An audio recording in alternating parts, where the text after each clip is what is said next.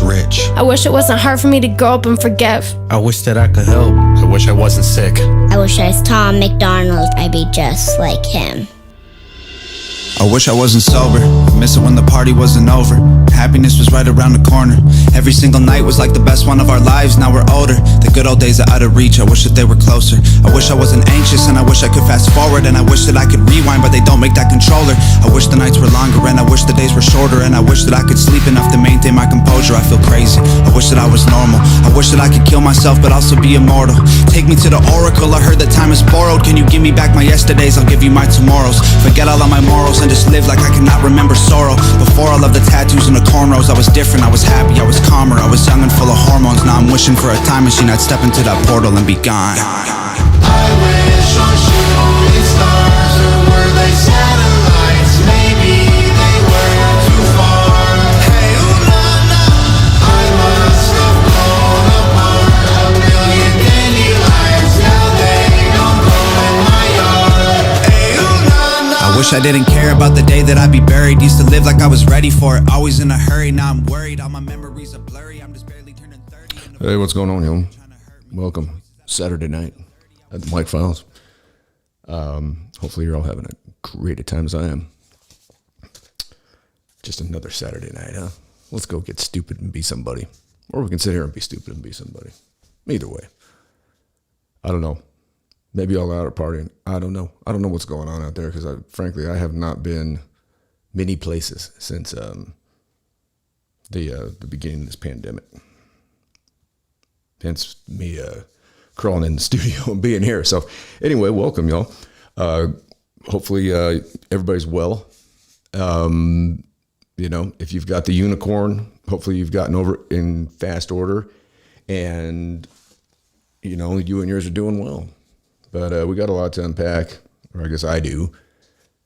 Obviously, because it's just me tonight. Everybody else has got a social life. And, you know, I don't. So here we are. Welcome. Welcome to my studio. Welcome to the show. The first thing I wanted to talk about, I guess, we might as well just get right into it. What I keep hearing on the news is all this stuff about hospital overcrowding, and we're still demonizing those who are unvaccinated. And the president keeps saying these things about the, this is a pandemic of the unvaccinated. Well, I don't know, call me crazy. And maybe I just think too much about this shit. But I mean, if you've got the vaccine and you can still shed the virus, and if you've got the vaccine and you can still get the virus, then, I mean, what are we doing here? What is really going on? I mean, I'm just asking questions here, and I'll probably, who knows? I may end up, it's a night to night, deal about whether or not I'm going to get censored or turned off or whatever. Excuse me. Oh gosh, I might have the unicorn. But here's the deal. I mean, a sensible person is going to ask these questions. I mean, you're going to look at this and you're going to go, does this make any sense? And I've said this over and over. I do not, one way or another, whatever you want to do, it's your body. It's your choice. I mean, you want to get the vaccine, get the vaccine. You don't want, do it or don't. It doesn't matter to me.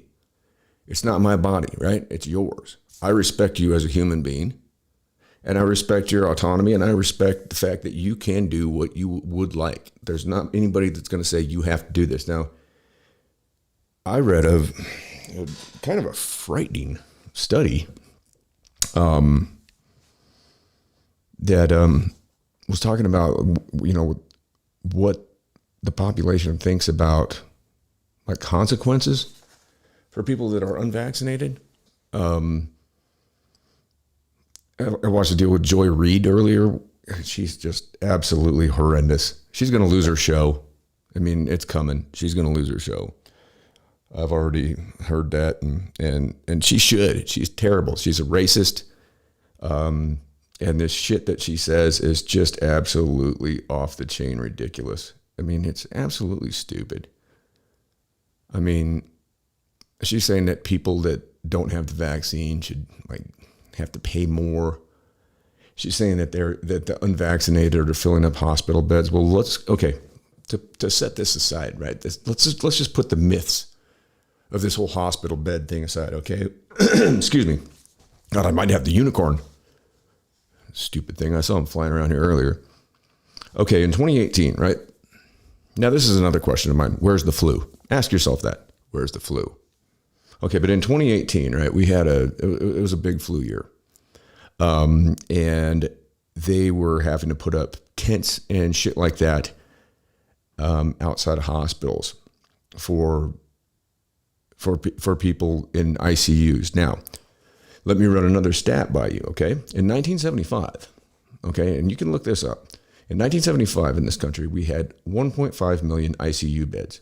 That's in the whole country, okay? 1.5 million. That seems kind of like that's a pretty low number. I mean, that's way under 1% of the population. How many ICU beds do you think we have in the country today? 919,000. In a country of 340 million people, we have 919,000 ICU beds in the whole country. Now, I'm speaking slow and low like Joe, but that's kind of a shocking number, wouldn't you say? I mean, when you've got cities, like the size of LA, New York, I mean, some of the bigger cities across the country, I mean, that's a pretty low number. And you're talking about, that encompasses the whole country. Call me out if I'm wrong. I mean, I looked it up. The internet said it's got to be true, right? No, but seriously, I looked that number up and it's legit.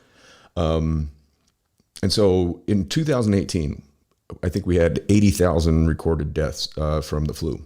Many of those were, as typically happens, elderly people, people that already had underlying conditions such as whatever heart conditions, people that were smokers, people just obese, unhealthy. I mean, these viruses hit those people the hardest.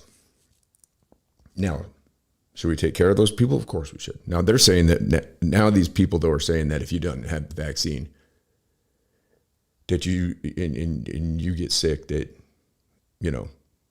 basically fuck you. Pardon my French. Now, that seems pretty silly because the thing is not. They said there was going to be a 90% efficacy rate on this thing, right? It's not turned out to be that way. I know people right now that have been fully vaccinated with the third jab that are currently positive for the unicorn. I mean, this is a little town, 10,000 people. So if I know people in this little town, which is predominantly probably, I don't know what the ratio is in Park County, Wyoming. As far as vaccinations, I can look it up right here and find out. But I would be willing to guess that it's probably quite a bit lower than the national average, just because people out here, we are kind of like stay out of our business and like leave us alone. And that's why most of us probably stay out here. Like, I'm very happy to be here right now because this is a nice place to be. I mean, we've had an influx of people from, the East and the West Coast come in here, which is fine, whatever. I mean, I don't believe that that you should have to, I don't believe in that whole stay the hell out of here, this, that, and the other thing. I mean, as long as people come here and are just good human beings. I mean, the whole idea, my philosophy, as I've said, is do no harm. If you can go wherever you want, as far as I'm concerned, as long as you're not going to do any harm, that's it. I mean, I don't care. It doesn't matter. And I got my stupid refrigerator kicked on here. That thing always makes noise. But anyway, so in 2018, right, we were already full. The hospital was full. We had 80,000 deaths, okay? Now, did we put in more hospital beds from then. That was a year before. Okay, what was it? November of 19 that we officially recognized COVID was a thing. We didn't put any more ICU beds in. 919,000 beds for a country of 340 million is pretty low. So for them to say that all the hospital beds are full, sure, that's fine. I'm sure they might be, but it's not because of this. It's not because of the unvaccinated. It's because they're always full during this time. This is flu season. Where's the flu? I've not seen anything about flu shots. I've not seen anything about it at all. I've heard nothing. And I don't know. I mean, I don't know what happened to that.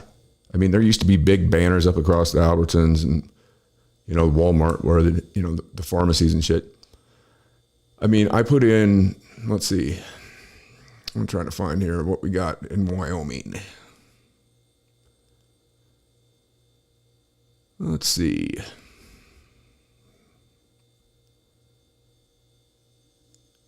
I just want to find out. Yeah, of course, it's going to be trying to look anything up here, and a yo.gov site's going to be a pain in the ass.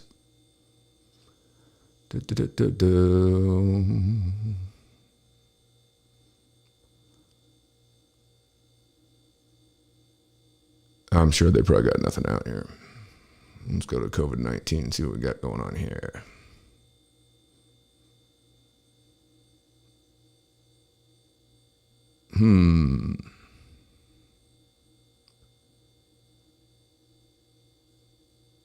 We got something for anthrax, botulism, brucellosis. That's okay. Colorado tick fever, Ebola.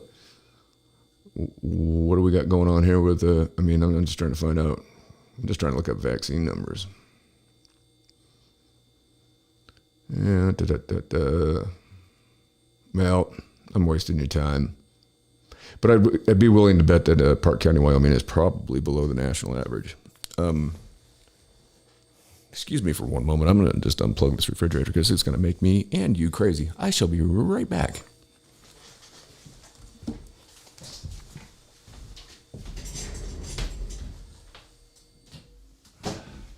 All right. There we go. Enough of that. Sorry if I lost some of you on that one. Had to get rid of that thing. Anyway, we're back. So the beds were already overflowing in 2018. We haven't put any more beds in. And you know why? Because they're not profitable. That's why. They're not profitable. And I mean, the things that I'm saying right now, these are all things that I've looked up.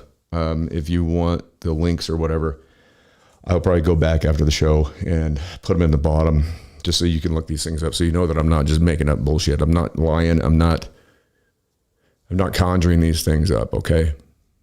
Straight up. I mean, anything you hear me say on here, other than my sarcasm or my cynicism, is, if I'm citing facts and numbers, these are legit. I mean, they're coming from reputable sources. I'm not just making this up.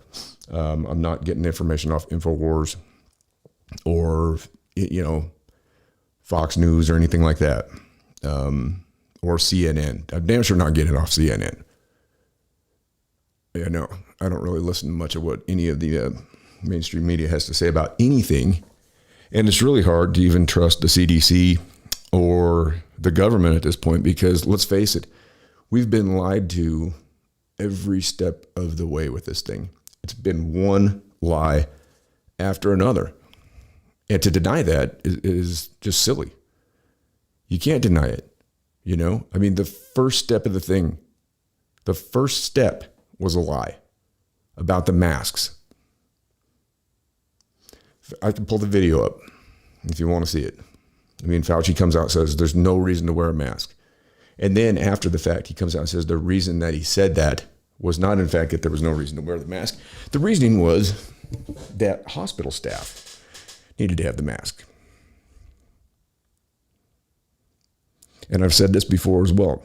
Now, wouldn't a reasonable person, a thinking person, somebody with half a brain, wouldn't you think that to prevent exposure of hospital staff to a virus, a pandemic, wouldn't the first course of action be to keep people from being hospitalized? I don't know. Call me crazy. I mean, so if the mask is a thing that is going to keep people from going into the hospital, right? Now, this was before the vaccines, okay? This was before that even came out. Now, what we're seeing with the vaccines, you make your own opinion. Form your own opinion, do your homework, though. That's what I encourage everybody to do. Do your homework. So many people I talk to don't know a thing about what I'm talking about.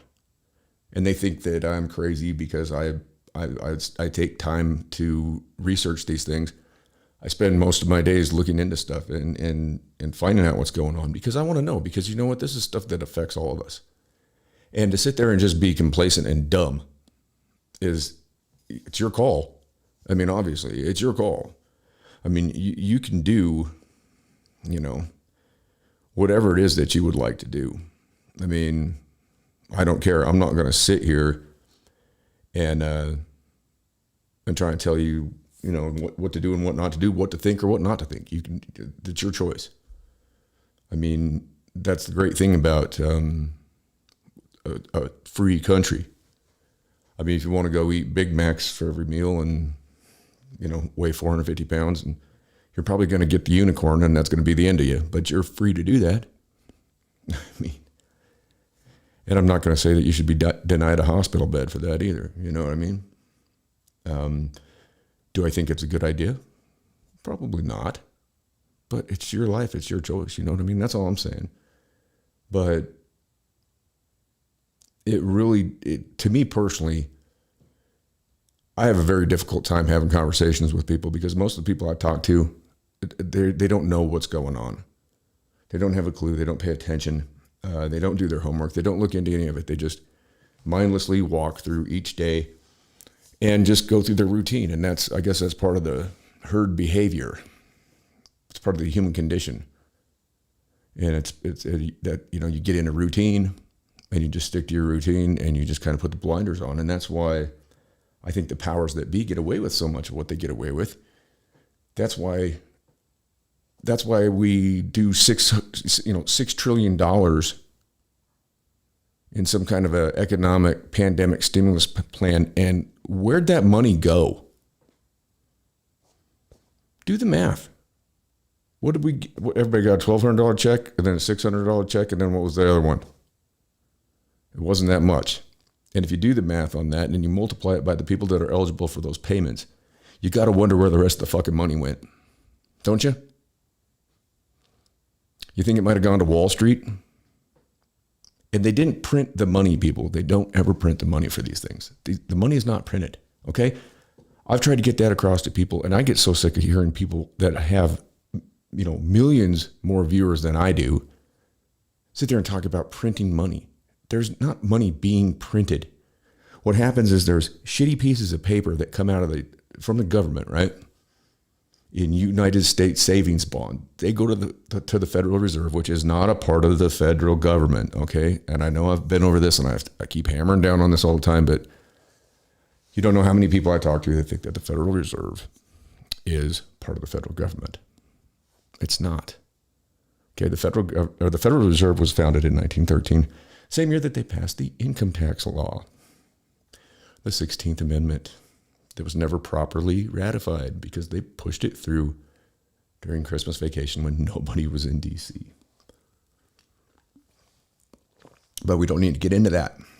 Then it was supposed to be an apportion tax, which does not apply to your wages. An apportion tax would apply to capital gains, things of that nature, okay? So that would mean if you had investments, okay, so that income tax would apply to that. Like you have investments, you make gains on it. That's your apportion tax. Look it up. Tell me if I'm wrong. It wasn't ever properly ratified. Yet we all just go along with it every year, right? You know why? Because there's the threat of violence behind it. Am I wrong with that? How many of you out there would just happily pay your federal income tax? if there was not the threat of violence. That is what keeps people in line when it comes to this. Because if you don't, they're going to put you in a cage. Am I right? Or am I wrong? I'd like to know.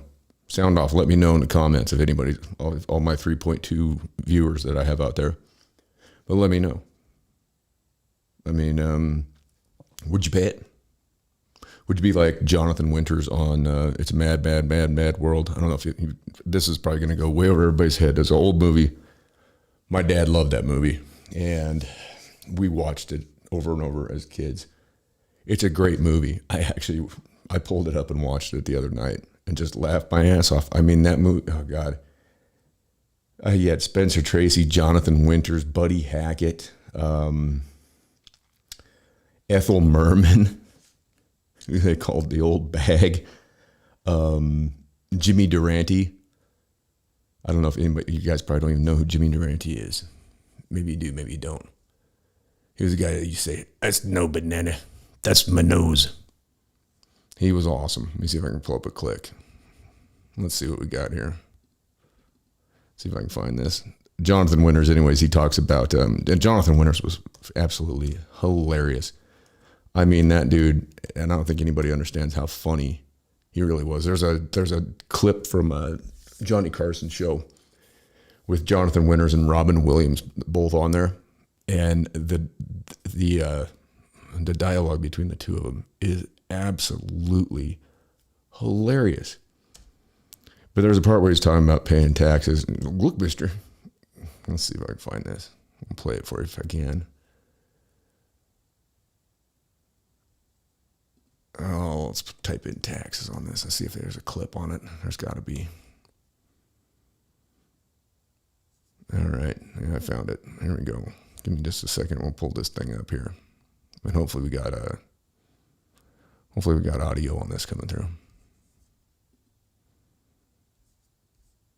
Let's see what we got here. This is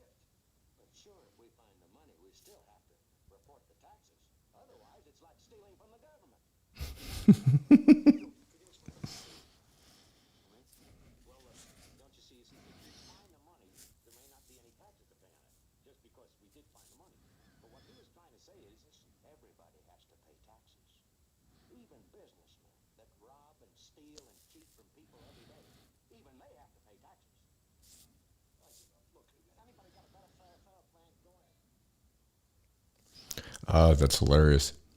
You gotta love Jonathan Winters. And I can tell you right there that he did not, that was all tongue in cheek.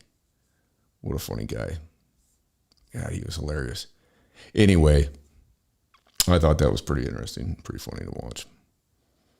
I don't know if you guys see, if you've ever seen this movie, but it's worth watching. Check it out. It's an old one, but a good one. And funny as hell. But anyways, hopefully the audio came through on that. I've been having problems with all that stuff. But anyway, to get back to it, right? So, I don't know how I got off on this tax thing. I didn't always get there. We're talking about the overcrowding in the hospital beds, all right? So, we had this problem back in 2018. They already were putting up tents outside for people. We've had a shortage. I mean, when you look at the population growth, okay, the population growth did not stop from 1975 to 2022, right? I mean, if you think that, then you're pretty stupid. Okay, so when we have 1.5 million ICU beds in 1975. And then we have 919,000 in 2022 in the middle of a pandemic. We keep getting hit with these waves of this shit too. It just keeps coming. We have a problem there, and it's because it's not profitable. ICU beds are not profitable to Big Pharma, right? Who runs the hospitals? Who runs the medical, everything in this? I mean, you're talking about the insurance companies and you're talking about Big Pharma. And if it's not profitable, right? I mean, typically an ICU bed is not profitable because people that have to go to ICU are, typically, I would say, now this is a speculation. And so I'm going to put that out there right now. I am speculating on this. This is just my observation, and I could be wrong. But I would say that typically people who need an ICU bed are probably predominantly, I would say, uninsured and in the middle of a serious crisis. Because I can speak for myself as an uninsured American. I don't go to urgent care. I don't go to the hospital. I don't go see a doctor. I can't even afford to go talk to a doctor with how much that shit costs. The only time we ever go anywhere medically is when my son if he gets strep throat or gets sick and he has to miss school or whatever, then I got to go out to the urgent care center, and typically every time that costs me $300 out of pocket. I can look in at the kid's throat. He goes, Dad, I'm feeling sick. You look, as a parent, if you have kids that have had strep throat, you look down the throat and you see those red pockets and shit. It's like, oh, the kid's got strep. And you got to go out there and you got to sit there. And then, it's $150 for the visit, $150 for the test. You're out of there with $300 and you got to go spend $50 at the fucking pharmacy on, azithromycin or whatever they happen to prescribe the kid. Which, let me tell you, this is what I did last time, and you all can say whatever you want about it, but I gave him placebo on that, and he hasn't had strep since. And he got well in just the same amount of time as he would have were I to give him the azithromycin. Now, you can say that's irresponsible. You can say whatever you'd like. I happen to think it's irresponsible to vaccinate a 5-year-old. That's my opinion. I think it's irresponsible to change a kid's gender when they're 7 years old. That's my opinion. I just think that's wrong. So what happened with the cutting of these beds, and also private equity firms cut doctors' hours as well as physicians' assistants, nurse practitioners. This came from an article, in ProPublica on April 3rd of 2020. You can look that up, okay? So these numbers that are being conflated, and that's what they are. They're conflated. These numbers and these things that are coming out there on the mainstream media that are out there, they're out there to cause fear. They're out there it's all out there to cause fear and pandemonium and to scare you into the behavior that they want from you. That's why I've been saying, on everything I try and put out there is always put #walk away. Because it's time, folks, to these people, if we expect to live any kind of a decent life, we got to walk away from this shit. And everybody tells me, well, why are you so involved in this? Because I'm concerned about everybody. I'm concerned about my kid. I want the younger generations that are coming up. I want them to live in a better world than what we got right here. Because what we have right now is a mess. We've got inflation, through the roof. I don't know what y'all are paying for fuel out there. I filled up a 5-gallon can yesterday for my dirt bike, and it was like $22. Now, granted, I run the 91 octane in that with no ethanol, because if you have something that's got a carburetor, you shouldn't run ethanol fuel through it. Because if anybody knows what that is, what ethanol comes from, it's corn, and it's basically sugar, and it screws your carburetor all up. So I don't run that octane anything through any of my chainsaws, lawnmowers, weed eat, anything that takes gas. That's a small engine, dirt bikes, whatever. I run the 97 or the 91 with no ethanol. Anyway, so that came out to be like, I think it was $4 like $4 and something a gallon. I don't know. It was a lot. Way more than it was last year. So, I mean, we've got this inflation going on. We've got this whole scare thing with the unicorn. Now they've scared y'all into getting your children vaccinated. Joe Rogan got blasted. And they keep targeting Joe Rogan, which I don't understand that at all. Because, I mean, we're talking about a guy that's got 11 million viewers per show. 11 million. All right? He's got like 200 million subscribers. The guy got sick. He got COVID, right? He put out a video talking about what he did, okay? He was obviously off the air. He quarantined himself. He went to a team of doctors, okay? They gave him monoclonal antibodies, right? Which the government is like rationing that shit. Like Florida was having an astounding amount of success with that. And the government shut down, what was getting shipped into Florida. Because they don't like DeSantis. Because DeSantis is bucked. He said, we're not going to do these things. We're not going to do these mandates. We're going to stay open. We're going to keep running. We're going to take care of our people. And they have. I mean, look at Florida. Florida's got, I would venture to guess, and once again, I don't have the exact numbers in front of me. There goes the camera. I would venture to guess that Florida probably has the largest percentage of population of retired folks. I mean, I've spent time down there. I've gone to the villages outside of Orlando, out there in Ulaha. I was there in like 2017. I think they had 110,000 people in this retirement village alone. It's huge. It's huge. And this is predominantly a virus that's affected the elderly. And I mean, Florida's had their surges, but here's the other thing you got to look at as well. You have to look at this as a deal where, I mean, what is the average lifespan of an individual in the United States? Again, I'm not going to try and make a guess here. I'm just going to look it up. Okay. Let's go average lifespan in the USA, and excuse my slow typing.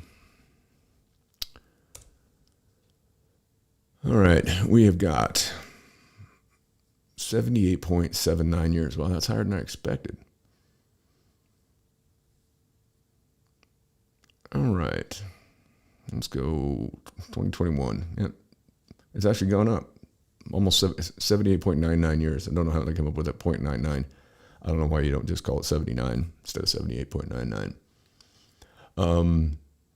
However, if you look at the number of people, I could pull up some charts on this, but if you look at the age groups, as far as who's been affected with COVID, it's obviously hit the elderly harder than it has the young people. I mean, obviously, just like the flu. I mean, in 2018, that year, and I want to say that they did the influenza vaccination for, I think it was influenza A, and influenza B, in fact, was the one that everybody got hit with. And a lot of people died, but that was 80,000, okay, and we had overcrowded hospital beds. So with this thing, why would we not have overcrowded hospitals, right? I mean, how many Americans have died? We're at 800,000 now? Is that the number? But you really, to look at that number, I mean, it's hard to say, I mean, when the hospitals are getting money, if the UCOD on the death certificate says COVID on it, they're getting money. I think it started out as like 13,000 for each person. So, and there's been situations where people have been shot and tested positive for COVID, and the UCOD has been put down as COVID. Well, they got shot. There was one where a kid got killed in a car accident. I mean, this has happened. And it's not just an anomaly. It's gone on. And so, to look at these numbers, it's really hard to say. I mean, a lot of these death certificates for people, they're not saying if there's comorbidity. And I think that in a lot of cases that is the case. You've got people that got COPD, you've got people that have asthma, you've got people that are suffering from any number of heart conditions, respiratory problems, smokers. I mean, if you're a smoker and you get this shit, it's probably not going to be very good for you. And so we're talking about people that unfortunately would have passed away from the flu. I mean, there's a higher death rate of the flu in children than there is from COVID. And yet for some reason they're pushing this narrative that there's all these kids that are in the hospital, and it's not because of COVID that children are in the hospital. They go in now, everybody gets tested. So, I mean, most of the kids are asymptomatic anyways. They go in, you got to look at it as wintertime, right? How many people out there with their kids? How many out there do you participate in skiing, snowboarding, sledding? I remember the majority of the injuries that me and my brothers had as kids happened in the wintertime because guess what? It's slick. It's cold. It's probably a little dangerous. I mean, we used to sit there on the back of the station wagon and hooky bob behind that thing. Now, is that very smart? Probably not, but we did it. But that was back in the 80s, We rode in the back of pickup trucks. We drank out of mud puddles. I mean, we actually lived probably better lives than our kids are today. Because, I mean, these kids today, everybody's hooked on a screen. They all got social media. I mean, answer me this, people my age. I mean, did we used to get away with doing like dumb shit? And like maybe the people around you knew about it, but it didn't go viral and you walk into school and everybody knows that you did something dumb. It's part of being a kid, is being dumb. Hell, it's part of being an adult. It's part of being a human being, is being dumb. I mean, that's the only way that we learn lessons, is by being stupid. You don't learn lessons by just living a life where you do everything perfect. It just don't happen. Life doesn't work like that.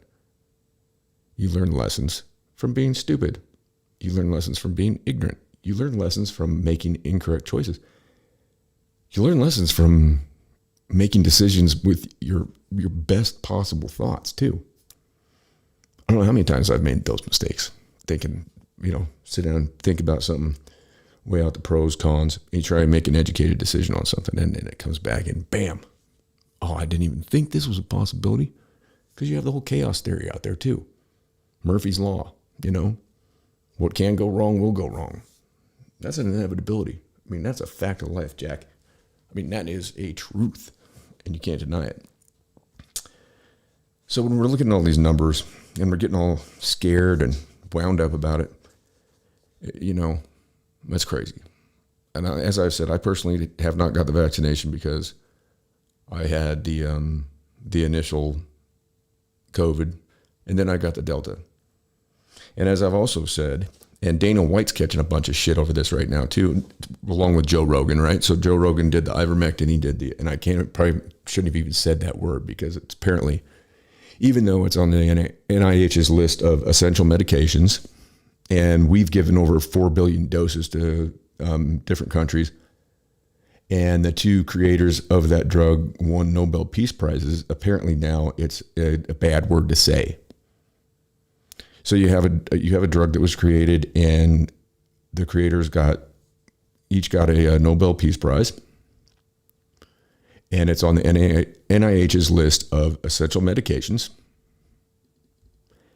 And if somebody takes it and they take that and they get over the COVID, okay, that was part of what Joe Rogan did, right?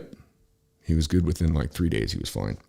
And he made a video about it. And did you see what CNN did with that video? You got to watch this, because what they did was they took that video that he put and they made him look green and gray and sickly. The actual video did not look like that. They made him look way worse than he was. And then they blasted him. You had the dumbest guy on CNN. What's his name? Don Lemon. I mean, it was crazy. I mean, it was just because he didn't do what everybody else was supposed to do. Dana White got sick, right? Dana White, do you guys know who he is? He is the founder of the UFC. Very successful man. Very intelligent man. Self-made man. I mean, that dude, talk about self-made dude. That dude came up, right? And you had that Cuomo idiot that CNN hired. They came after him. They said he was taking horse dewormer. I mean, it's ridiculous. It's crazy. You know, I mean, just because these guys, and Dana White, the first person he called before that, and so they had a conference with him anyway. I digress. I get so wound up. Dana White came out, they had like a press conference with him or whatever, and he talked about how he'd called Joe Rogan, first of all, and found out, hey, what did you take? And Joe told him, and Dana White took what he took, and he went and got the prescriptions, and he had a hard time getting it, but he got over it. And so you got to ask. You got to ask these questions. You can't just sit there and feed, just buy this fucking trash that they're feeding you. There's a reason they're feeding you this garbage. You understand, the first doses on the jab, they were like $15-16 a piece. Do you know how much the boosters are? $175. Look what happened with EpiPens, people. How many of y'all out there got food allergies, peanut allergies? Okay, I'm allergic to watermelon, cantaloupe, honeydew, and avocados, which sucks because I like all those foods. They're good, but I can't eat them because my throat swells up, my tongue swells up, I can't breathe. So I used to have to carry an EpiPen, but I'm not paying $600 for something I used to pay $30 for. I mean, $30 seemed ridiculous for that. It's just a jab in your leg. I mean, so that's what Big Pharma does, right? Why do you think that this thing is being pushed like it is? It's all about mass formation. They want everybody to just herd up and do what they tell you. Do you think Fauci isn't making money off this stuff? You're out of your mind if you think he's not. He should be criminally prosecuted. That man has lied and lied and lied. And he sat there and he called Rand Paul a liar on the floor of Congress while he lied to Congress. And y'all want to call him Saint Fauci? This dude is this dude defines the definition of a fucking liar. Everything he said has been a lie. He's not told any bit of truth. And every time he gets put in the hot seat, gets called out, he uses this deflection shit, which is ridiculous because he's allowed to retort, and then Rand Paul can't say anything to him. And he's sitting there calling Rand Paul, who was he's a doctor for 35 years before he became a senator. He actually saw patients. Has Fauci ever seen patients? Was Dr. Fauci ever in private practice? I don't know if he was. That's a good question too. Let's find out. I don't think he was, because he's been behind every one of these things from 1984 on. And I really don't want to look at director's page. And he makes more money than the president, coincidentally. That's kind of funny. Okay, he was appointed the director of the NIAID in 84. And this is all going to be goofy information on here anyways, because this is going through Google. How to contact, like you can really contact him.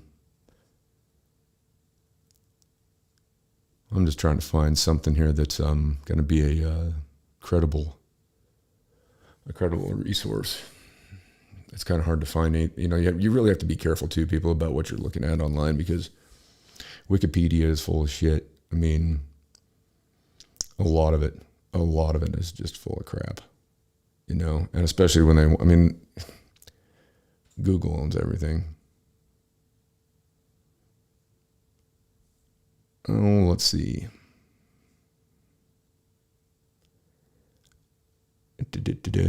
Graduated from Cornell in 1966. And he completed an internship and residency at the New York Hospital Cornell Medical Center in 1968. Came to the NIH as a clinical associate in the Laboratory of Clinical Investigation at the National Institute of Allergy and Infectious Diseases. 1974, he became head of the Clinical Physiology Section, LCI, and in 1980 was appointed chief of the Laboratory of Immunoregulation. In 1984, he became the director of NIAID, that lovely acronym, which is the National Institute of Allergy and Infectious Diseases, position he still holds. Now, this only goes up through 1994. But if you go back and you look at the way that like HIV was handled, and you know, it tells a big long story. That's why I say do your homework. You know, I mean, I can sit here and rattle off this and that and the other thing until I'm blue in the face. Chances are most people aren't going to pay any attention to what I'm saying, anyways. But if you do, then do your homework. I mean, for Christ's sake, we have the whole world of information right here. This little device. We got it all right here. Sorry, I bumped the mic. I mean, there really is no reason that we're not, you know, more informed on things, that we're not more aware, that we don't question more of this. Nobody thinks critically. And they tell you anymore, too. The government says don't think critically about anything. The fuck you mean don't think critically? They want you to just don't think about anything. Just do what we tell you to do. And here's one fact that I can relay to you with absolute certainty. This is a truth beyond almost any truth out there, other than the fact that we're all going to die. Okay? If you follow the money in any situation, you follow the money, you're going to find the truth. You look at a situation, and I always ask myself in anything, who stands to profit from this? Who was it who said, never waste a good crisis? You look at a guy like Robert Kiyosaki, right? I mean, he's a kind of a financial guru out there right now, right? He's got videos and, you know, he's got a podcast. He's all over the place. He's written books. He wrote a book called Rich Dad, Poor Dad, which was about basically the fact that I think his father was a teacher, didn't make money, you know, and told him he needed to go to college and this and that. And then he had a friend whose dad was a entrepreneur. And so his quote unquote rich dad basically told him that he would teach him about money, but that he wasn't going to ever get a paycheck. And that's his whole point of view on the whole thing too, is that you should never, ever, ever in life want a paycheck, you know? Because then you're a wage slave. I mean, think about it.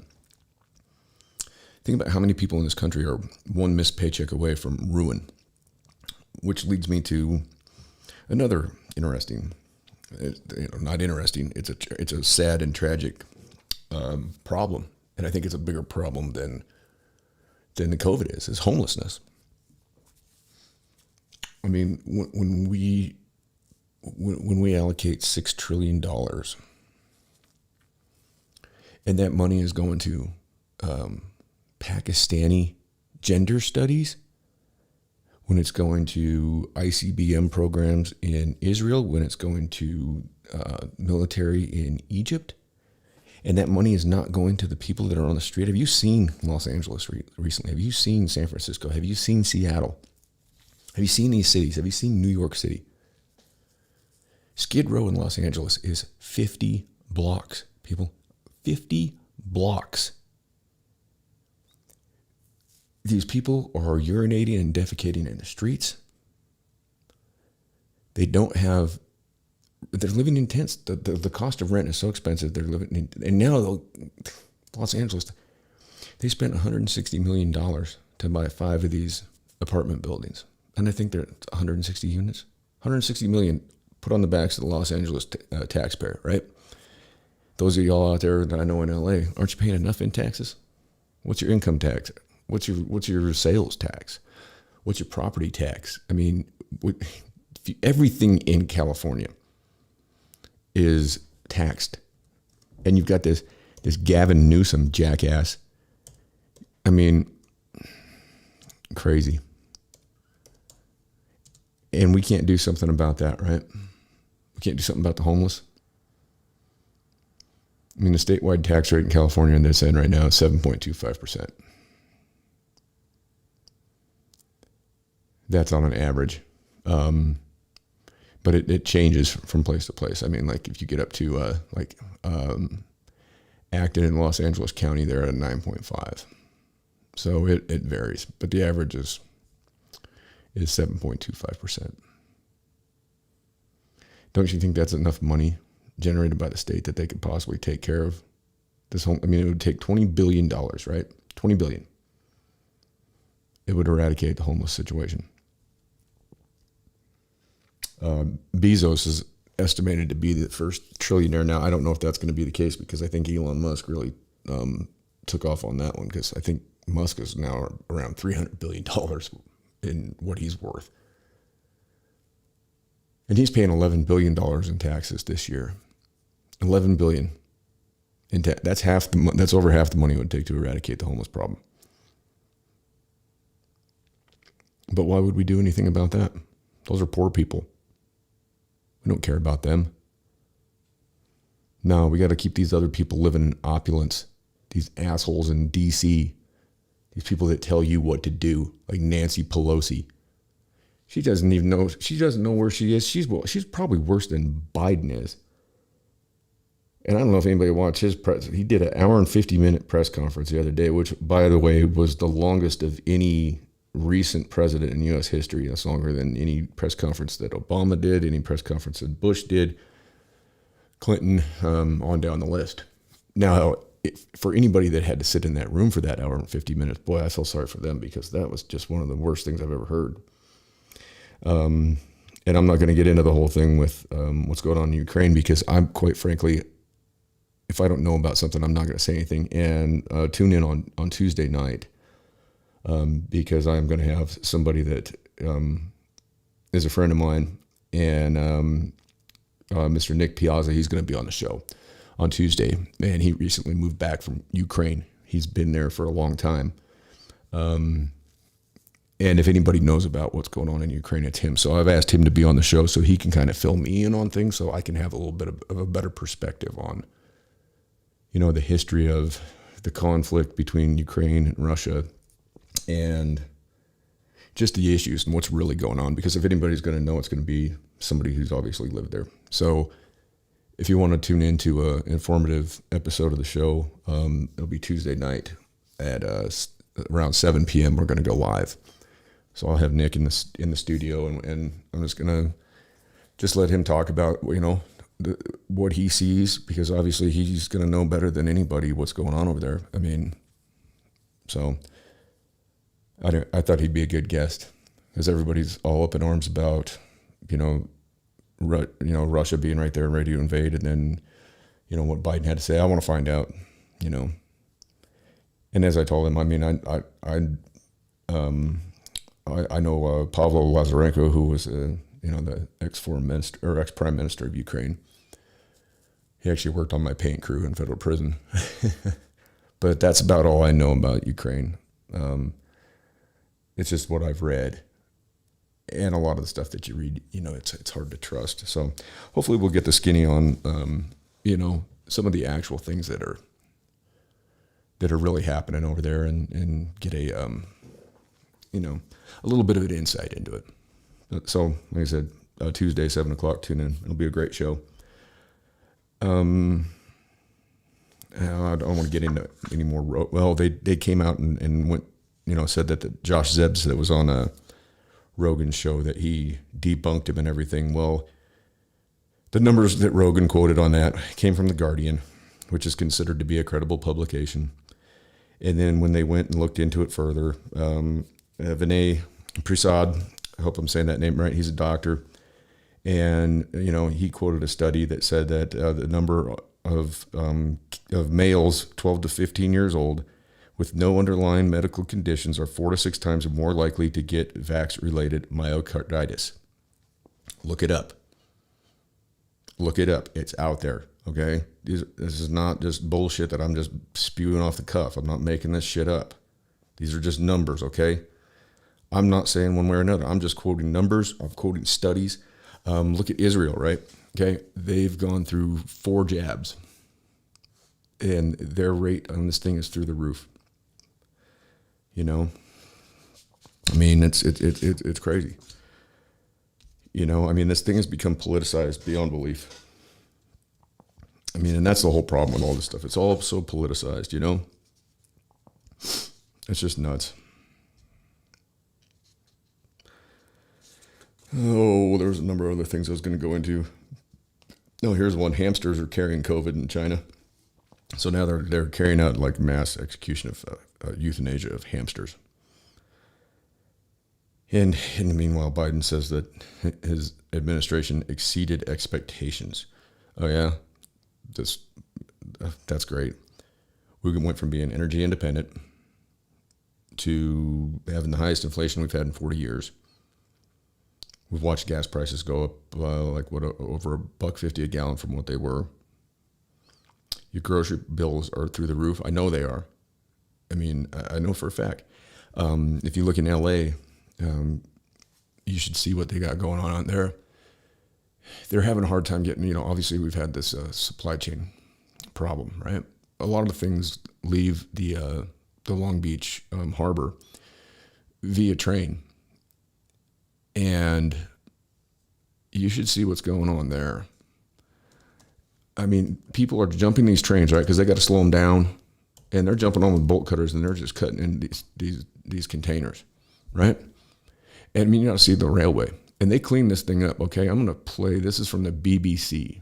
So we're going to just put this on right here. Let me pull this up and pause it here. And let me just get this up on my on the screen here so everybody can see it. And we're going to look at this, okay? This is Los Angeles, okay? And mind you, they cleaned this up in December, okay? So this is just from December till now. So here we go.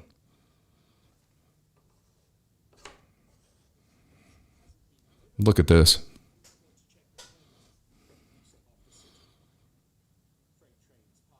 Look at all that. All those are masks. COVID tests. Look at that mess.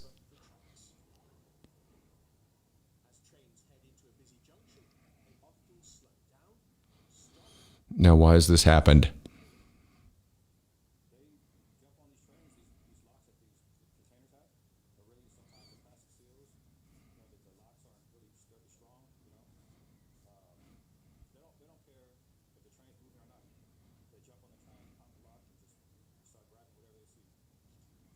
Look at this mess.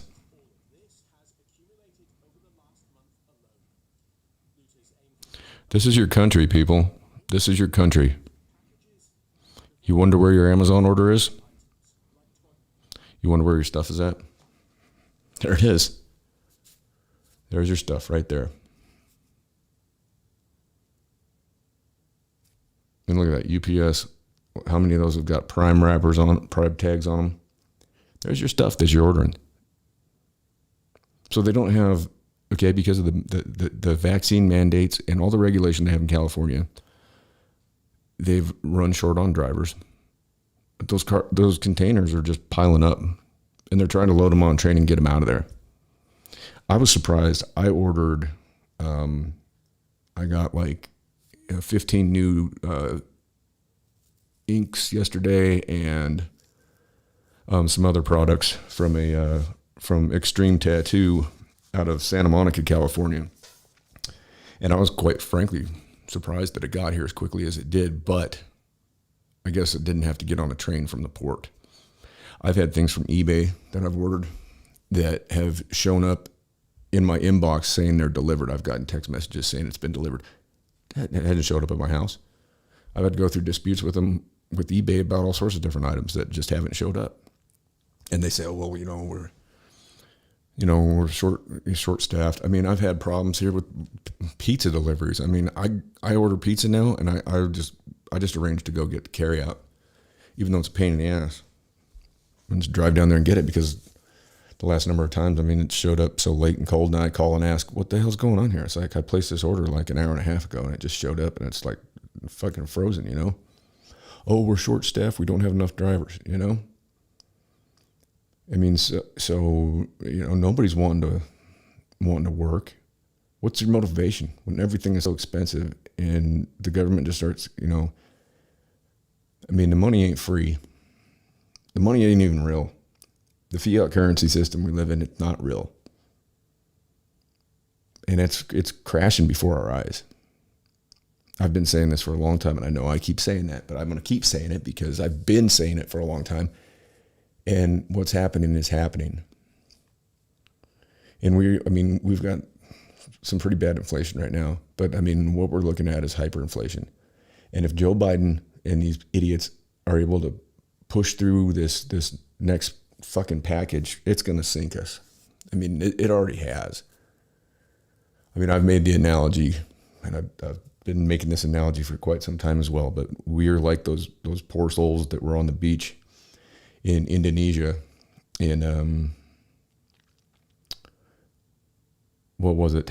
I'm trying to remember the year that they had the horrible tsunami. It was like 2004, I believe, where the water got sucked out. I mean, you should know when you see the water get sucked out, like, hey, it's probably time to bounce. You don't go out there and walk in the wet sand, but that's kind of what we're doing right now. I think we're standing out there in that wet sand, and we're sitting around looking around like, what the fuck happened? And we're gonna find out, and it's not gonna be good. Man, I tell you what, there's gonna be people that are on the other side of that are gonna make a killing off of it. Guys like your Robert Kiyosaki, people like the Pelosi family. Look at how much she's come up with investments. She gets that's insider trading right there. It's supposed to be illegal, but it's not illegal for your elected leaders. So they can take that information and they can invest it however they want. Now, how's she worth as much money as she's worth? Even at her salary, which is speaker, I think it's up at $225,000 a year. She's been in there, 40 years? Do the math on that. It ain't $114 million. You know what I mean? It's time to start questioning this shit, people. Time to start asking some questions. Because we're getting run over. The middle class is getting run over. The poor have already been run over, and they're getting run over even worse. We've got border crisis going on, people pouring into the country. They're not getting tested. They're flying people in the middle of the night into communities that don't even know that they have, undocumented individuals that have just illegally crossed the border coming into their communities. Don't get me wrong, I got no problem with anybody south of the border whatsoever. Not at all. I have a ton of Hispanic friends, and I mean, this isn't anything about racism, but it's like, and we have to figure it out. We have to, the immigration policies in this country definitely need to change. They're fucked up. They're fucked up for people who live here, and they're fucked up for people that are trying to get here. And you can't fault anybody that's just trying to better their life. You can't. I mean, if you had to do so, wouldn't you? I mean, any of us out here would do whatever we would have to do to better our lives, right? Especially if we were living in abject poverty and you look at what the cartels have done to Mexico. I mean, they run it. The politicians, the police, the federales, they're all cartel. I mean, they're charging these people, $5,000 to $6,000 to come over. The females who decide to make the trip, it's general principle. If you're a female and you're going to make that trip with a coyote, pay the cartel to get over the border, you better go get on birth control, because at some point in your trip you're going to get raped, if not repeatedly. Understand that? That's horrible. That is a humanitarian fucking crisis, if ever there was one. And because of Joe Biden's policies, because of him saying, just come on over, he's allowing this to happen. Say what you will about Trump. He had things at the border fairly under control. And then this idiot tries to go back and say that all this is the mess that he inherited. No, it's not the mess he inherited. He put out the message. You've got Haitians who left Haiti, which is a very impoverished country. And then they got hit with that earthquake. A lot of Haitians went down to Brazil, got their feet back under them. They're coming across the border, and these are people that are not living in abject poverty. They've done fine for themselves. I mean, they're not like in tatters or anything like that, but they've looked at what Biden's policy as hey, we can go in the U.S. Now, quite frankly, I think the whole thing about borders and countries, I have my own opinion on all of it, which a lot of people don't agree with, and I don't care. You can agree with me, you cannot agree with me. But the whole, I mean, look what it takes to get in. I can't go to Canada. You know that? I can't go to Canada. I can't go up there and get some poutine. I can't get no French fries and gravy. I can't go in there. The government fabricated charges against me that turned me into a violent felon. I was never violent towards anybody. I'm capable of it. I've been in violent circumstances. I've been in a shit ton of fucking street fights. I'm very capable of violence, and that's a situation. All I tried to do is get us out of there. It changed my whole entire life. And it's going to affect me the rest of my life, because being a violent offender, even though I didn't pull a gun on anybody, I didn't threaten anybody, I didn't enact violence towards anybody, I'm a violent offender. And to get rid of that, the only thing I can do is get a presidential pardon. And I don't think I don't think Joe Biden's going to be pardoning my ass for anything. You know? And that happens to people every day in this country. Happens to people all the time. And it's one of the reasons I've never understood, and I don't understand this, and I've asked friends of mine from different communities why they've felt that voting for Biden was the way to go. And I've not ever gotten a straight answer on it. Especially my friends that got locked up on crazy ass, first time offenses, getting just, 15, 20 years.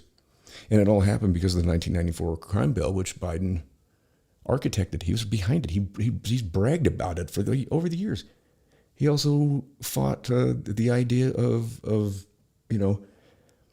desegregation of schools. He said he didn't want his kids going to school in a racial jungle. Is that not? He said poor kids are just as smart as white kids. Told Charlemagne and God, if you don't vote for me, Jack, you ain't black. And this is and he eulogized Robert Byrd, Grand Cyclops of the KKK, one of his mentors, one of Hillary Clinton's mentors. Robert Byrd. Look him up. You might want to look at who else Joe Biden was affiliated when he got into the whole mess when he was about 30 years old, too. Dude'd been there in Washington for nearly 50 years. Look up. Let's see. Let me find this. This guy was a real piece of work. And he was one of Biden's mentors. Oh. Yeah, Strom Thurmond. Let's look up and see what happens. I'm going to go Strom Thurmond and Joe Biden.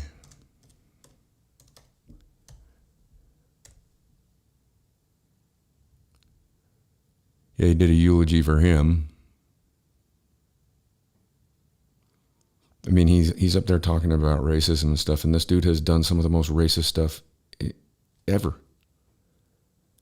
I mean, he did a eulogy for Strom Thurmond. And let me look up Robert Byrd. I'm fairly certain. I want to make sure that I'm not putting out disinformation. If I am, I'll recant. And I spelled it wrong. It's BYRD, of course. I mean, I've listened to some of the tape of that guy, and he's just dropping the N-word like nobody's business. I mean,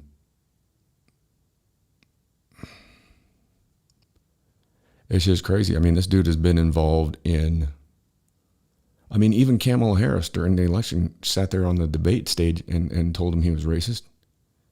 And then she goes and accepts the vice president. I mean, that says a lot about some character right there for somebody, I think. If you're going to sit there and you're going to make it a point to call somebody racist on the debate stage for the presidency of the United States, and then they decide to hit you with the magic wand and say you're going to be the VP, are you going to accept that? You're going to accept the nomination? If you believed what you said, if you're a woman of color and you get on that stage and you call out a dude and say you're racist And this is why. And then they tip the hat to you.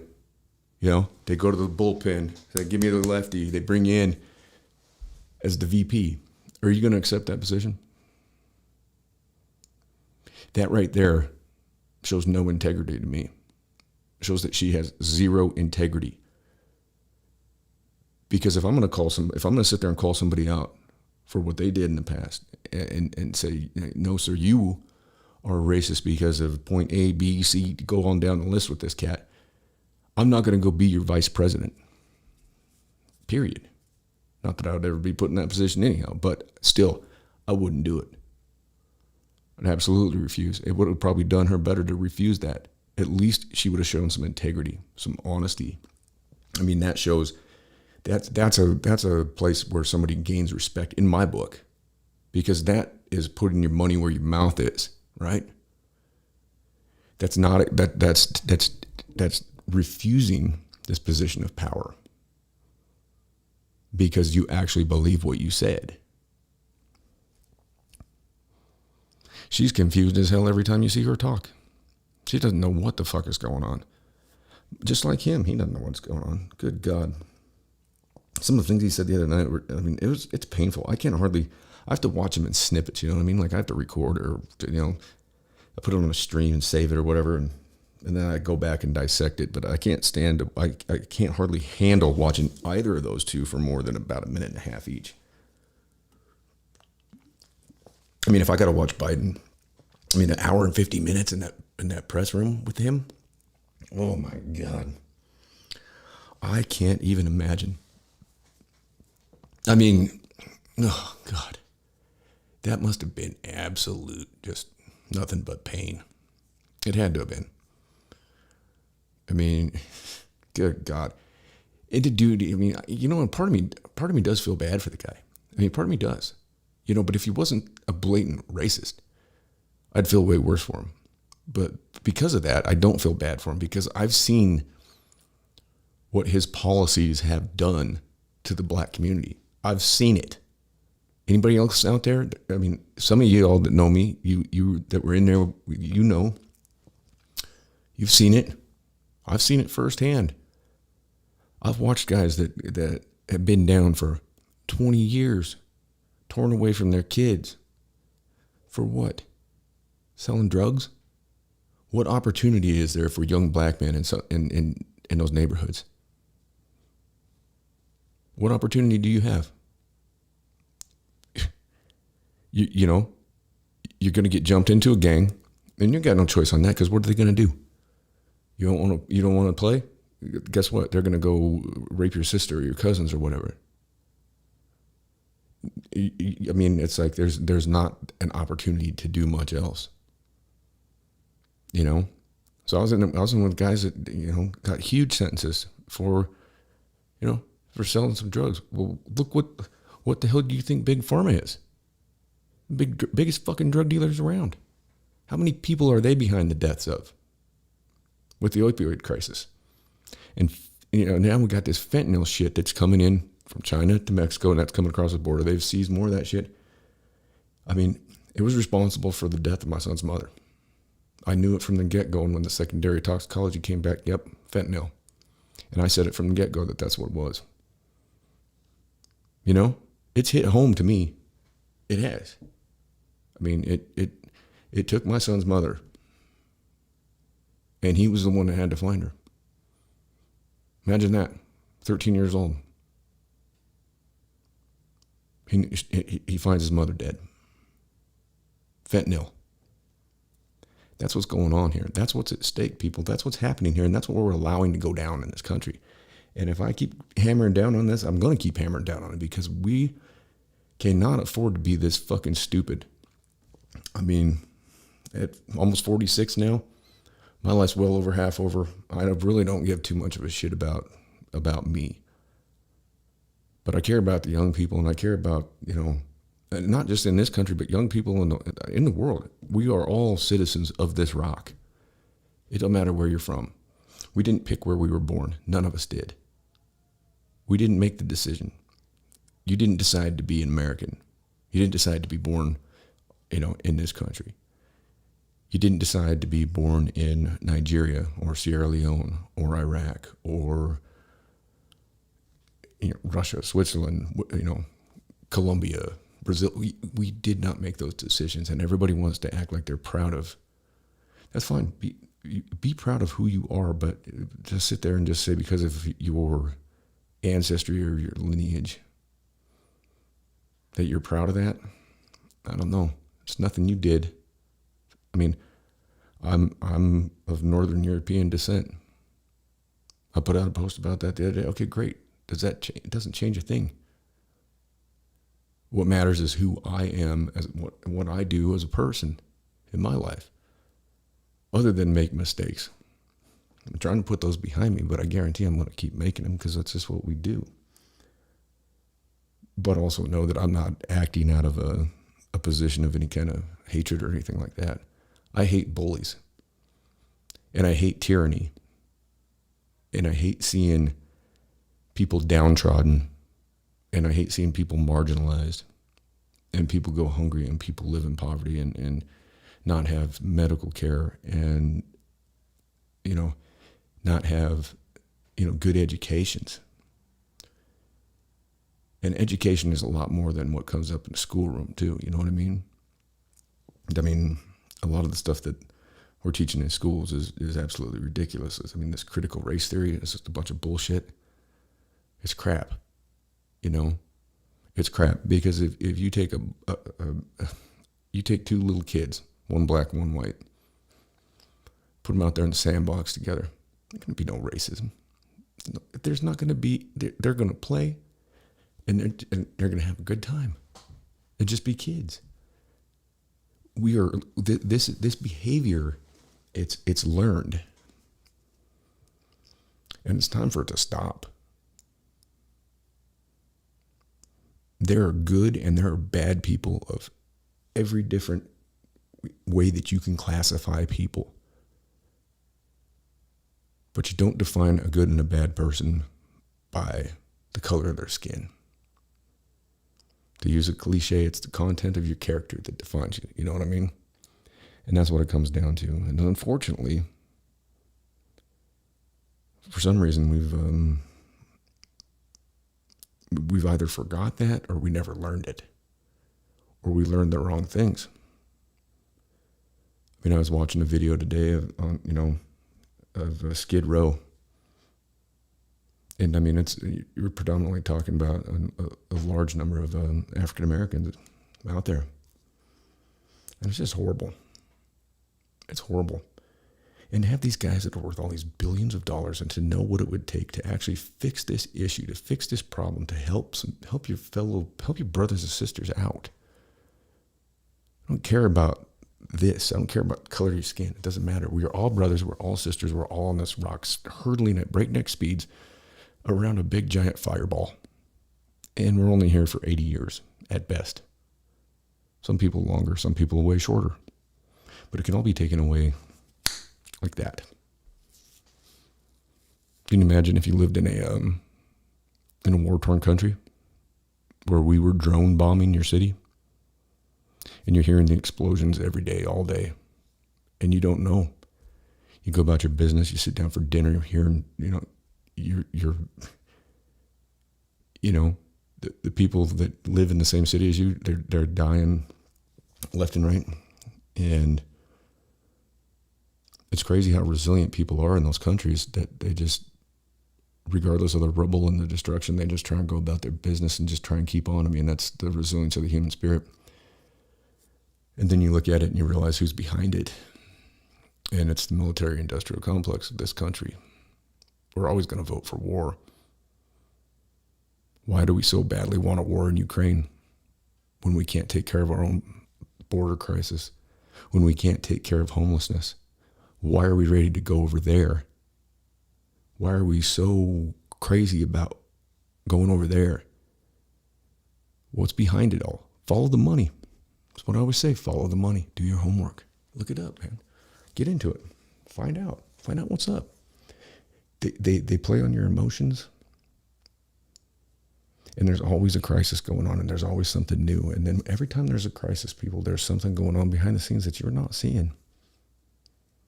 You can't see the forest for the trees because you are not, you're just taking for granted that what these people are telling you is the truth when it's not even close. It's not even close.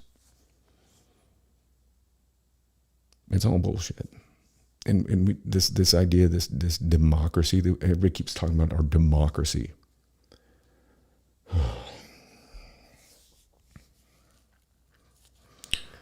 First of all, not a democracy.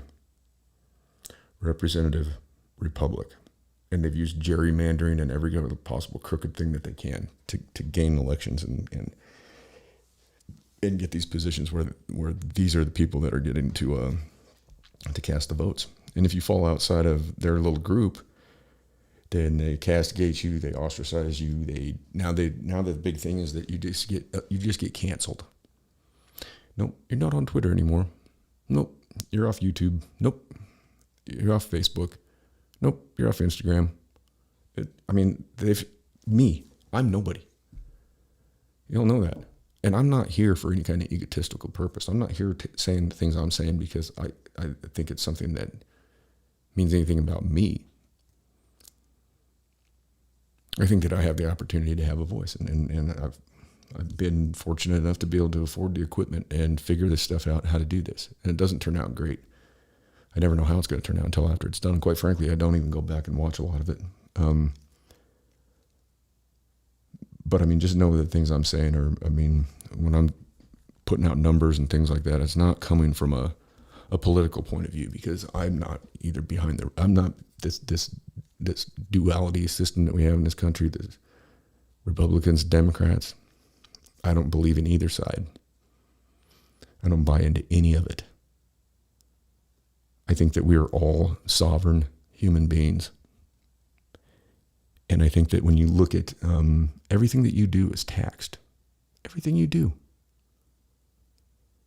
Everything. And you look at the products that we use, right? Like light bulbs. Do you know that there was an alliance made between Philips and, I'm not sure, there's Philips, GE, the major light bulb manufacturers. And they kept coming out with better technology for light bulbs. And so the ones that were lasting longer, well, obviously the other ones were, losing business. So they all sat down and they made an alliance and they said, listen, our light bulbs are going to last 1,000 hours. If you're putting on a light bulb that lasts over 1,000 hours, then you're going to get fined by our little group. Tell me that's not crooked. Tell me that's not conspiratorial. And you don't think that they've done that with automobiles, with car tires, with paint products, with anything. If they put out something, if industry creates a product that lasts forever, that lasts you your entirety of your life, if they put out a car tire that you don't have to change every 50,000 miles and put a new one on, well, what good's that going to do for BF Goodrich or Michelin or whoever, Goodyear? If they put out a vehicle, that you can drive forever, which they could do, what good's that do? They've come out with a solar road. I don't know if anybody's ever seen these, but they've made these, they're like blocks, like they're hexagonal. And they just interlock with each other, and they're solar road pavers. And what they do is they absorb light. And they keep the road from icing up, right? How many lives would be saved by that if you didn't? Just in the state of Wyoming, between Casper and Cheyenne in the wintertime, look up some of the accidents that have happened on the I-25 down there. It gets terrible. If you had a roadway that wasn't iced up, and at night, they're able to light up. How about that? They could do that. Why would they do that? It's going to take away from the asphalt. And all these companies that put down these, they have to go back and fix these roads constantly, right? My boys out in LA, you know what I'm talking about. I've been out there riding down the interstate or the highway or surface streets with you cats, and I hit a pothole and bam, going 70, 80 miles an hour down the interstate, and all of a sudden, wham, big old pothole, blow your tire out. Hey, guess what just came up in there? Hey, the tire company and whoever's doing the road work. And what do they do with your blown out tire? Shred that up and use it for asphalt, right? Think, people. Look at these things. Don't just believe in everything you hear, because there's just a plethora of bullshit out there. And everything that you're hearing coming out of the government's mouth and everything you're hearing on mainstream media, it's all garbage. That's why people are going towards people like Jimmy Dore, for example. I mean, I love that guy. He's fearless. Fearless. Regardless of his politics, we agree on pretty much everything. Even though I get called, a right-wing neocon, or I get called a, libtard lefty or whatever on a daily basis. I guess I figure I'm doing something right if I keep getting those terms thrown at me from other people, At least that shows me that I'm trying to think critically about everything. And I'm no genius. I'm just some dumbass. But it is what it is. We're all kind of dumbasses. It's just like, let's try and be better. And that's my whole goal with this, is just to maybe just involve people in the conversation, or just, think about things. And like I said, if I'm wrong, I'll admit it. Like when Joe Rogan supposedly was called out by Zeps the other night, I mean, he wasn't upset about it. He came out and said, if somebody can correct me, if somebody, and it turned out he wasn't wrong. But that's the kind of graciousness that guy has, and that's kind of what I would like to hope to exude as well. I've always been thankful when somebody has shown me the error in my ways. And when I had guys working for me, I was, I told them, I was like, if you can figure out a way to do this efficient, better, faster, put out a better product than the way I'm telling you to do it, then tell me about it. Show it to me. You'll get a raise. You get a thank you. Because I don't know everything, and I never have claimed to. I don't know anything. I mean, that's the first step that we all have to take too, is to understand that we don't know everything. And the things that I'm saying, it's not saying that I know everything. But I do my homework. I look this stuff up. I try and get the right numbers. I try and get the right information, and, formulate a standpoint on things. I'm trying not to be completely opinionated in everything. Just the whole thing is about being educated to what's really going on. It's like the Widespread Panic lyric, man behind the curtain, he's probably mean, referring to the Wizard of Oz. And there are numerous people behind the curtains, and they're all pulling our strings. I think the president's having his string pulled. Like I said, I kind of feel bad for the guy sometimes, because I think they just send him out there with his note cards, and he's allowed to say certain things, and he's not. You've heard him say that. He says, they told me to call on this person. You're the president, man. You can call on whoever you want at a press conference. I mean, he said over and over, there's certain things, I better not say that. I bet, I have to call on this person, and he's reading his cue cards. And I mean, that's the leader of the free world. But I tell you what, people in this country, we're not so free. We are on the verge of authoritarianism. When people's voices are being silenced, when people are being shut down. Now, I don't agree with people saying certain things. Okay? There's things that I won't put up with, but here's the thing, you've got the right to say them. If you say them to me, though, guess what? I'm going to come back at you with what I have to say. And that is the whole idea. That's the whole idea of the First Amendment. That's the whole idea of free speech. It's the whole idea of having discourse. We don't have a free press, okay? The press is operated by 5 different entities. That's not free. I mean, I'm a member of the press. I'm a member of the USPA. But I'm not bought and paid for. And that's why I go to a lot of different YouTube. If you want to check me out too, I'm on Rumble. I'm starting to put material out there on Rumble because they're not censoring people. So if you're interested, I would say get on there, check it out. Because you can speak your mind. Are people going to have bad things to say? Sure they are. But you counter bad speech with better speech. You don't counter bad speech by just canceling somebody and shutting them down. if something offends you, makes you uneasy, then guess what? Stand tall and speak out. Just like somebody's able to say ignorant shit, you're able to refute that with what you have to say.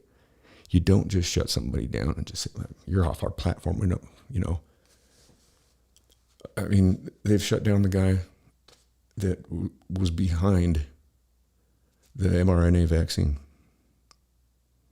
Robert Malone. I mean, the outfit that he's the head of has got 16,000 medical doctors in it. I mean, you really think that guy's an anti-vaxxer? He's the one that came up with the technology. And because he's speaking up about things, they're shutting him down. So if you don't think that there's a cabal out there, if you don't think that there's we do not live in a democracy, okay? And I'm going to say this, I'm going to end it with this. We live in an oligarchy, okay? Because when a person like myself, for instance, can't go run for public office because I can't afford to do so, then we're not in a democracy. And democracy is dumb. That's mob rule. Majority rules. Look in history and show me where the majority has ever been. I mean, a credible entity.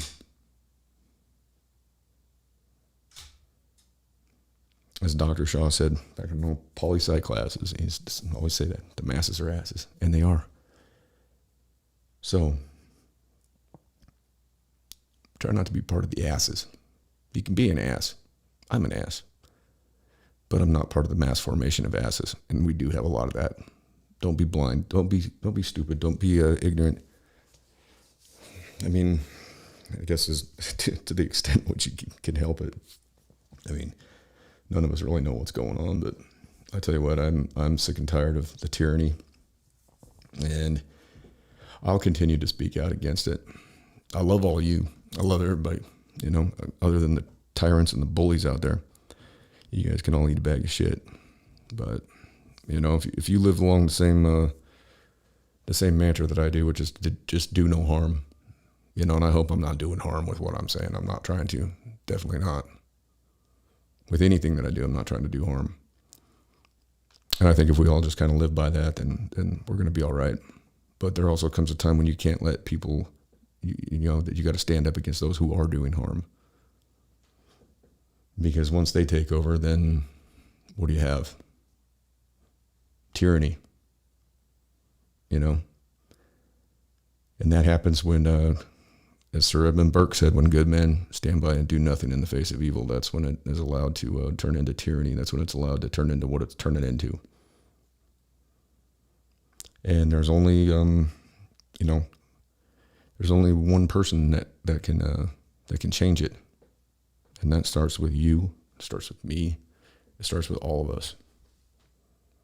It starts with us being united and caring about one another, caring about each other, caring about our communities, and picking each other up, because there's enough out there for all of us. There are enough resources out there for all of us. We can live in a better world. There's plenty for everyone. And I'm not talking about communism or anything like that. I'm talking about a world where, it starts with the monetary system. And I'll get into that on the next one. I've already been going long enough. I've been going an hour and a half, and you're probably all sick and tired of listening to me anyhow. So anyway, I love y'all. Stay up, take care of each other, help each other out.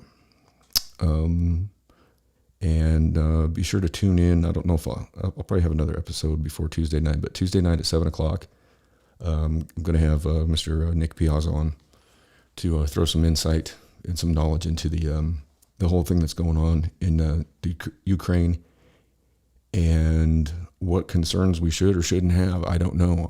I'm ignorant on the subject. And every time I try and look up information, it's coming from skewed angles and stuff, and I don't trust it. So that's why I haven't spoke about it. So it'll be a good conversation when he comes on. He's an old friend, great guy, and it should be an enlightening conversation and shed some knowledge on some things. So look forward to that Tuesday again at 7 o'clock. And I'll probably be on before then. Maybe not. We'll see what comes up. But anyway, with that, take you out with a Oh, I don't know what. Well, random. We'll see. Nothing feels right no more. I can't even write no more. Yeah, something is wrong. Maybe it's a cry for help. I can't do it by myself. Yeah, something is wrong. Strange how the night turns to day. We're left with the things we say. Yeah, some things can't change. So I need you to come home and find me and save me. I need you to hide me and take me to safety. I need you. Yeah, I need you. I might as well have dropped off the planet. It's a long way down from the spot that I'm standing. Now put me in a room with my panic, in a mirror and some pills I can prove I'm a manic. Depression is a lesson how to manage on the moon with a gun and a bullet. Can he stand it? I don't know if it's confession or the damage, but I'm so far gone I can't remember where I landed. It's getting harder just to be a Martian these days, when everybody tries to pretend that they're a new wave. And I don't know if I'm a martyr or to be saved. Better to be the predator than prey when the beef's made. I need you to come home